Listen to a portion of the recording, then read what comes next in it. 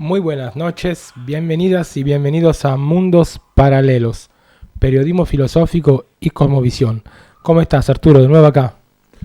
Hola Julio, bueno y saludos a toda nuestra audiencia. Hoy comenzando nuevamente con el ciclo de Mundos Paralelos y tratando de acompañar, ¿no es cierto?, como la situación lo demande.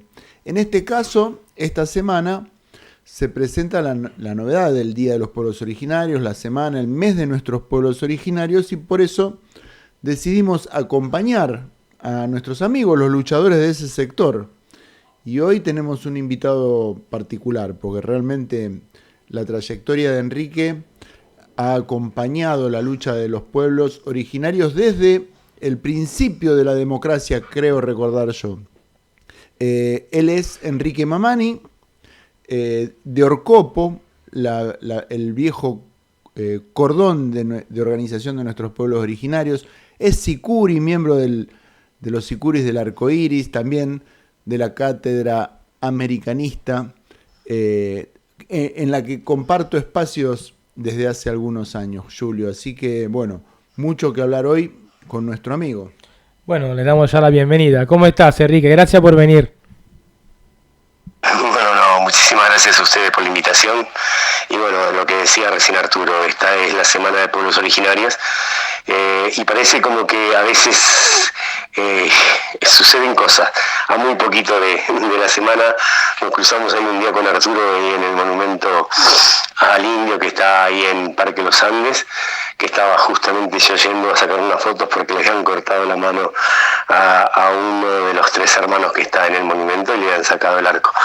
Pero bueno, eso pasó justo un poquito antes del 19, que es el Día del Indio americano en realidad, ¿no? A consecuencia del encuentro que se hizo en Pascuaro, México, con Lázaro Cárdenas, digamos, a donde la Argentina tampoco es parte de ese proyecto, porque decía que en la Argentina manda gente como oyente, porque decía que en la Argentina no había indios, estaban todos civilizados. Así arranca ese primer encuentro para los argentinos. Bueno, después con el gobierno de Perón recién adhieren al proyecto y sumamos nosotros al Día del Indio americano, ¿no? Eso, más o menos. Pero bien, en realidad es importante también tener en cuenta el proyecto de país que tenemos. Indudablemente el proyecto de país que tenemos es un proyecto a donde hay que eliminar a los negros, a los indios, básicamente a los indios, y después a todos los que trajeron para esclavizar también, ¿no? Entonces es importante, básicamente para arrancar también este programa que me parece muy interesante cuando hablamos de mundos paralelos. El paralelo indudablemente es el neoliberalismo, el capitalismo, y después estamos los negros, los indios, todos, que somos los que tratamos de sostener la lucha vigente, ¿no? No lo van a lograr, porque pensamos realmente en un mundo distinto. Claramente. Bueno, Enrique, yo te hago una pregunta general todavía. Nosotros tenemos, bueno, nuestra radio, FM La Boca, y también YouTube, pero como la audiencia es básicamente porteña, ¿sí? Nosotros queríamos un poco profundizar más con vos esta idea de país, este proyecto de país, cómo sería, cómo está pensado, cómo se pensó, cómo debería ser, digamos, ¿no? El proyecto de país, ¿desde qué mirada? ¿Desde la mirada desde el actual gobierno o de la mirada de los pueblos originarios? Así como para entenderlo, porque la pregunta la tengo, pero sí, hay dos miradas, la mirada de nosotros y la mirada hegemónica del gobierno desde que llegó la colonia y hasta que se construyeron los nuevos estados, las nuevas provincias, los nuevos municipios, todo que sigue siendo el mismo más, el proyecto desde el inicio. Y nosotros del otro lado, ¿no? Los pueblos originarios del otro lado, sintiendo que somos la alternativa para la vida, sintiéndonos que somos la alternativa para poder vivir en un mundo armónico, donde no se explote la madre tierra, donde no se explote a ningún animal, a donde no se someta, donde no haya excluidos, a donde no haya hambre, a donde no haya horizontalidad, reciprocidad. Ese es el mundo que nosotros proponemos. Es antagónico con el mundo occidental, por supuesto, ¿no? Al que trajeron en 1492. Entonces, el proyecto que vos me preguntás, ¿cuál sería? Exactamente, de los pueblos originarios, porque después del gobierno vamos a hablar más adelante, creo, Arturo, ¿no? Hay mucho para decir. Claro. Bueno, nosotros, digamos, desde los pueblos originarios hablamos de una cosmovisión, básicamente mi cultura, mi pueblo. Yo soy de la cultura quechua aymara, de la cultura alternativa, el sumas causae y el sumas camaña. Creemos que nosotros dentro de nuestra cosmovisión hablamos que somos parte de un equilibrio cósmico, que nosotros no somos dueños de la Tierra, que somos parte de la Tierra es nuestra madre, las plantas, los animales son nuestros hermanos, nosotros nos debemos a ellos se nos deben a nosotros. Nosotros cuando hablamos del sumas causae o el sumas camaña, que es el buen vivir, tenemos claro qué es lo que pensamos para un mundo distinto.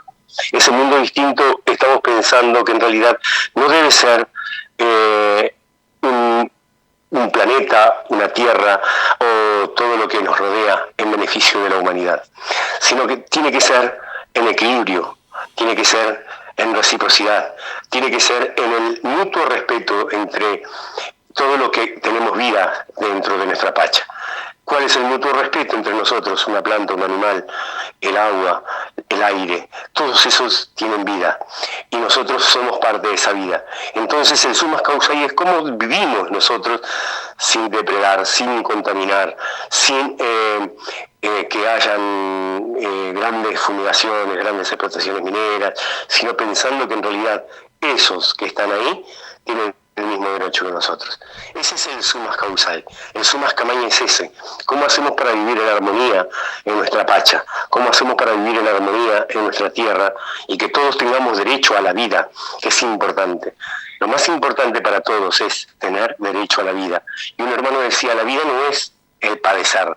La vida no es el sacrificio, la vida es la vida. La vida significa ser libres, significa disfrutar, significa poder disfrutar de nuestros hermanos, nuestros amigos, de nuestras plantas.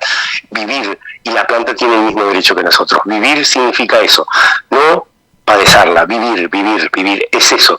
El sumas causae habla del buen vivir, el sumas camaña habla del buen vivir, pero en reciprocidad, en conjunto y en armonía con nuestra madre tierra. Para eso individualmente necesitamos concientizarnos el resto de esta sociedad que es una sociedad colonizada, que tiene una sociedad que es eurocéntrica, individualista, ¿no? Que habla de la meritocracia y que cree que la tierra está en beneficio de ello. Nosotros tenemos que pasar por esta parte, esta etapa, este plano, concientizando y entendiendo que debemos generar las herramientas para que esto pueda suceder para todo lo que tenga que ver con las generaciones futuras de la vida, no de lo humano, de la vida en general.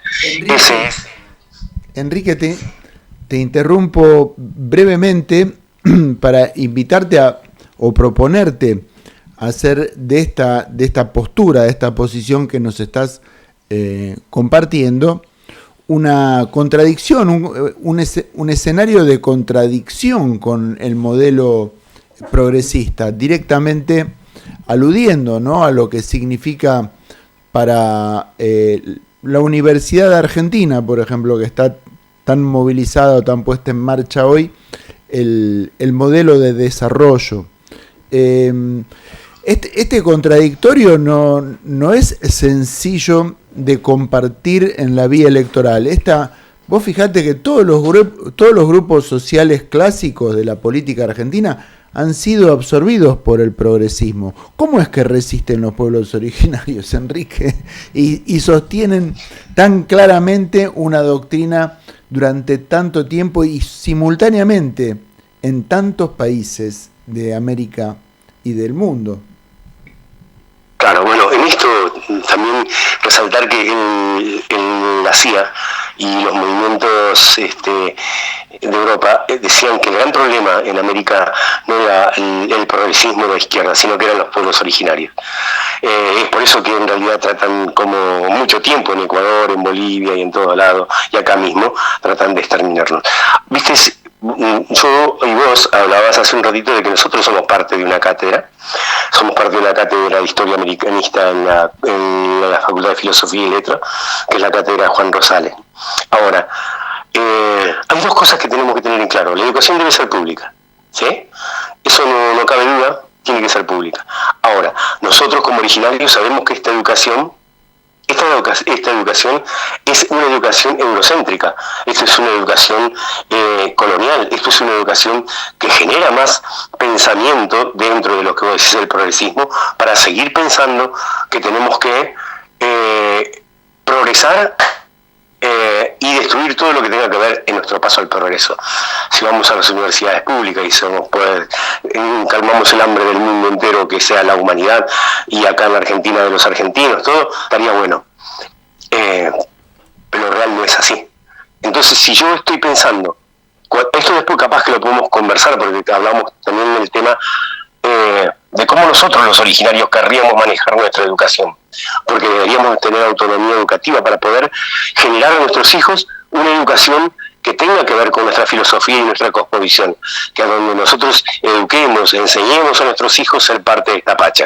Lamentablemente, eso no pasó. Tenemos al padre de la educación, que es Sarmiento, digamos, y después se replicó hasta el día de hoy, sigue siendo la misma educación.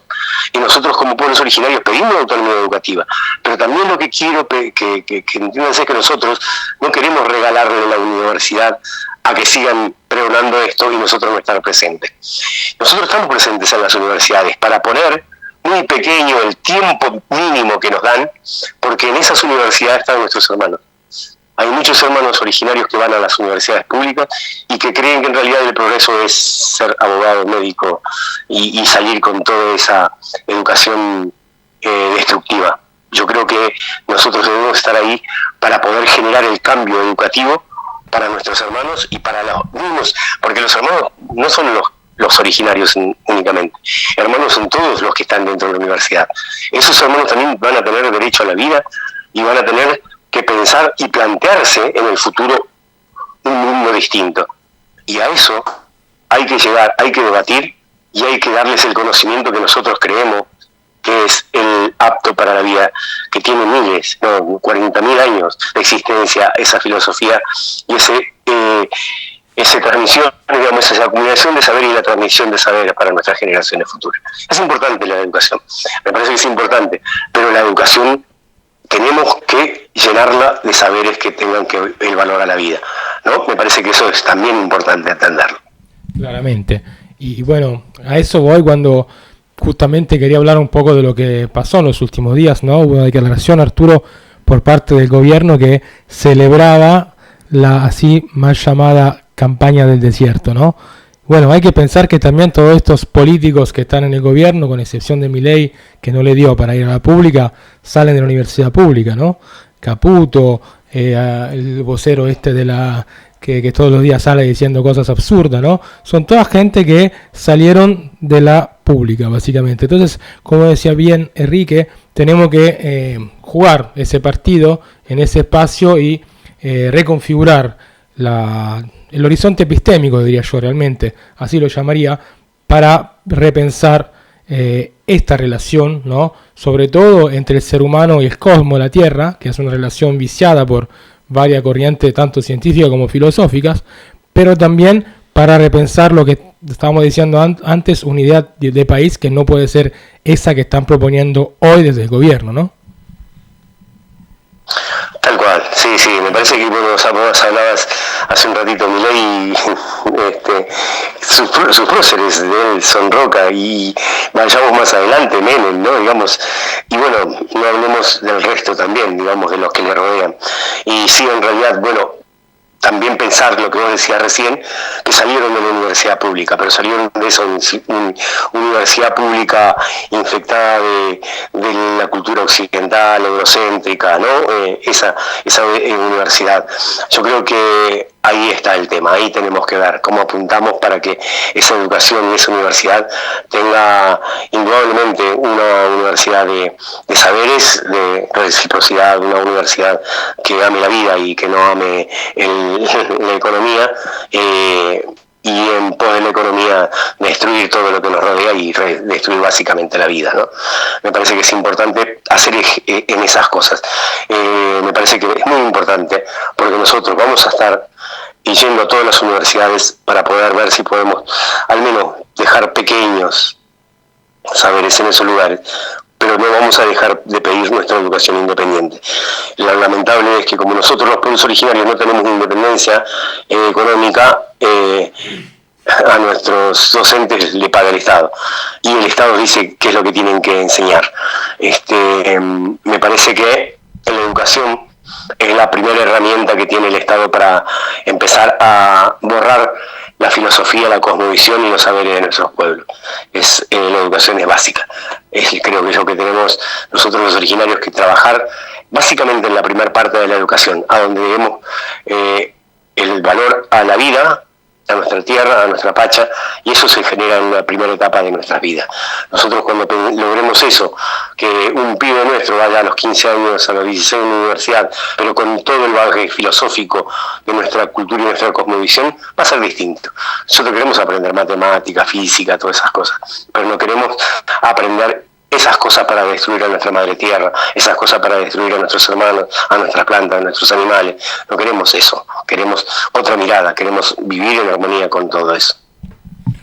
Enrique, mirá, en cuanto a la preocupación por el alineamiento roquista de nuestro actual presidente, te diría que pone en evidencia un alineamiento catastrófico que tiene que ver con Netanyahu, que tiene que ver con Zelensky, y tiene que ver realmente con el desprecio a la vida, en la simple adhesión de este gobierno a esos formatos, revela que Roca, Mitre, algunos de los grandes personajes de la historia argentina, tienen que ver con eso, realmente tienen que ver con un opresor rampante. Yo te quería preguntar puntualmente, y siguiendo el concepto político de esta pregunta, ¿cómo viviste vos el cierre del INAI, Enrique? Si me podés dar algún concepto sobre ese momento. El cierre del INAI. Sí.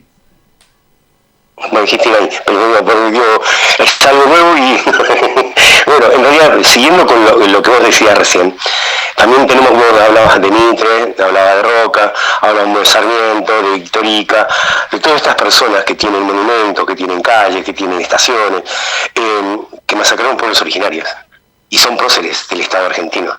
Y está bien que sean próceres porque gracias a ellos se quedaron con todas las tierras de los hermanos originarios y esas tierras pasaron a ser parte del Estado argentino, que después se lo repartieron entre ellos, Benedetti, Martínez de Oz, Roca también, y a todos los multimillonarios estos terratenientes que se quedaron con nuestras tierras, o que se quedaron con las tierras, porque está mal dicho nuestras tierras, las tierras, a donde nosotros habitamos por miles de años. Siguiendo esto, nosotros decimos, bueno, eliminar el INAI, y es más de lo mismo, ¿no? Es en realidad seguir con la misma política, ¿sí? Seguimos con la misma política. ¿Por qué digo que seguimos con la misma política?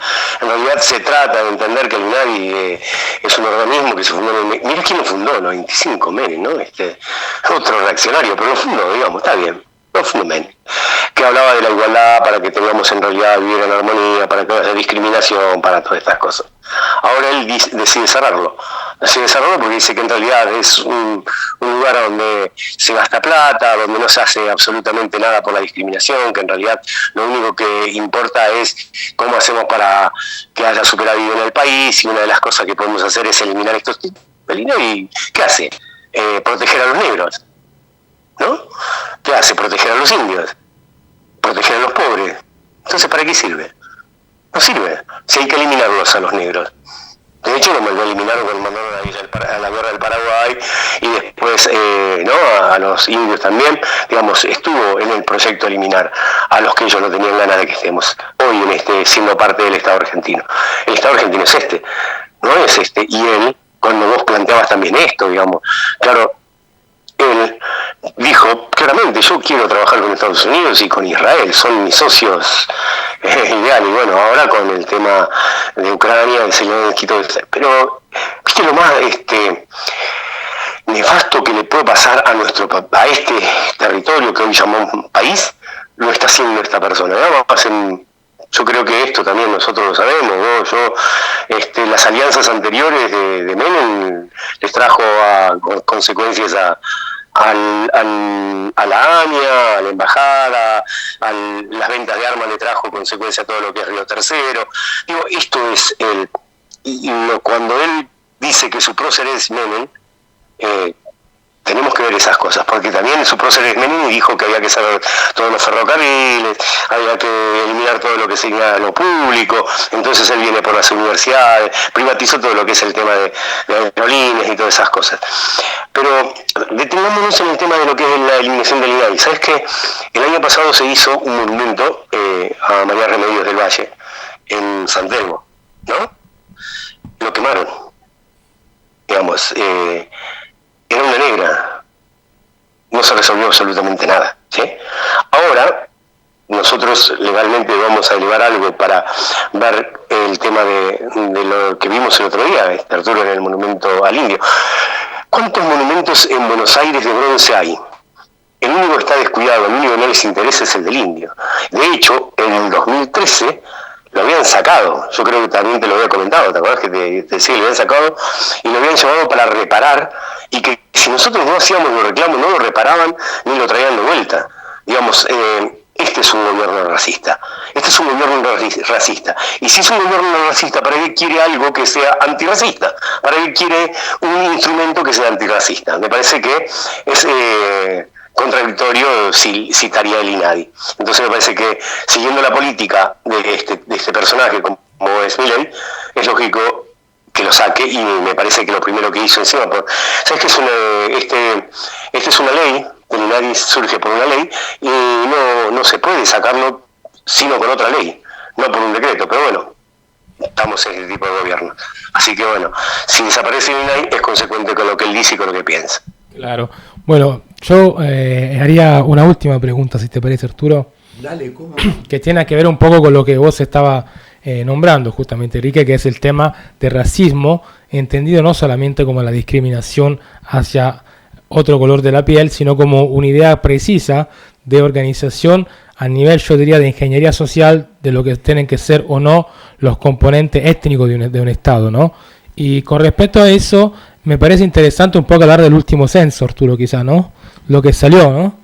El último censo arroja datos sustanciales acerca de una política poblacional mal orientada cuantitativamente, pero si lo tenemos a Enrique, preguntémoslo a él.